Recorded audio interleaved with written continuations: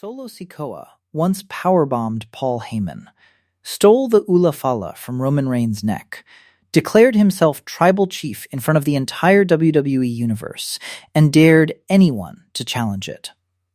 Now, he's standing with his head down in front of the man he tried to erase. This isn't a story about losing a faction. This is a story about a man losing himself. Hit subscribe right now if you're new here, because the psychological collapse of Solo Sikoa is the most important story in WWE right now, and nobody is telling it the right way. Let's fix that. Go back to January 6th, 2025. The Raw Netflix debut.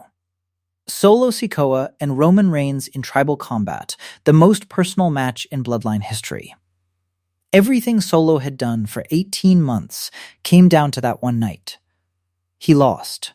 Roman took the Ula Fala back. The Rock handed it to him and walked out together. Solo walked out of that match with nothing but a faction and a grudge. For the next year and a half, everything Solo Sikoa did was built on one foundation: Roman Reigns was wrong. The old bloodline was weak.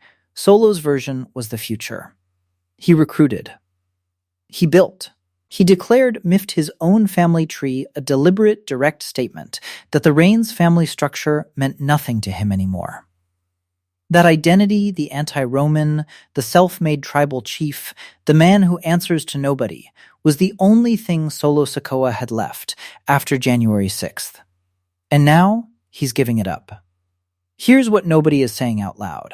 When Solo Sikoa acknowledges Roman Reigns as tribal chief, he doesn't just lose an argument. He loses the entire justification for everything he's done since 2024.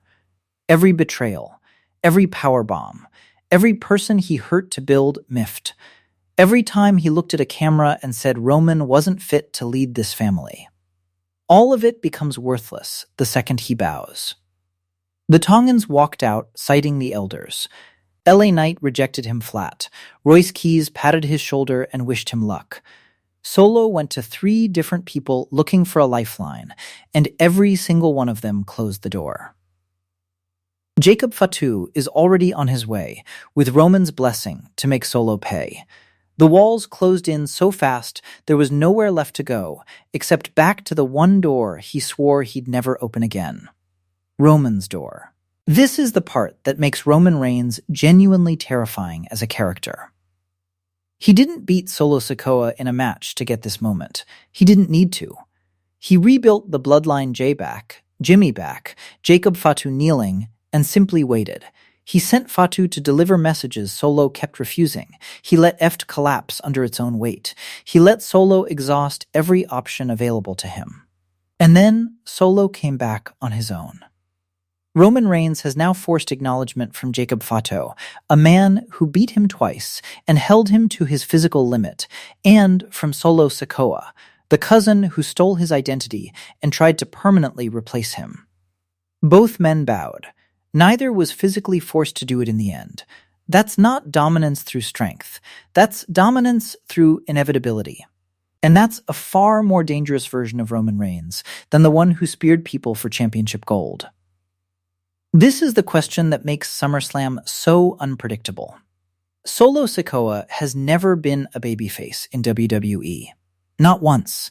His entire run has been built on calculated violence and cold authority. The crowd at London SmackDown was singing for him, not because they loved him, but because they recognized something human in a man, completely stripped of everything he built. If Roman uses Solo as a weapon inside the bloodline, points him at Obafemi, at Cody Rhodes, at anyone threatening the family, Solo becomes the most dangerous enforcer on the roster again. Silent, calculated, with nothing left to prove and nothing left to lose. But if Solo is bowing with a plan, if this acknowledgement is the longest con in bloodline history, then the moment he turns on Roman from inside the family will be the single most shocking segment WWE has produced in years. Both outcomes are terrifying, and only one man knows which one is real. Solo Sikoa spent 2 years building his entire identity on being the man who didn't need Roman Reigns. He tore the family apart, built something new, called it his own tree. The tree died. And now he's back under Roman's roof head down. Acknowledgement given, pride swallowed whole. The question isn't whether Solo made the right choice.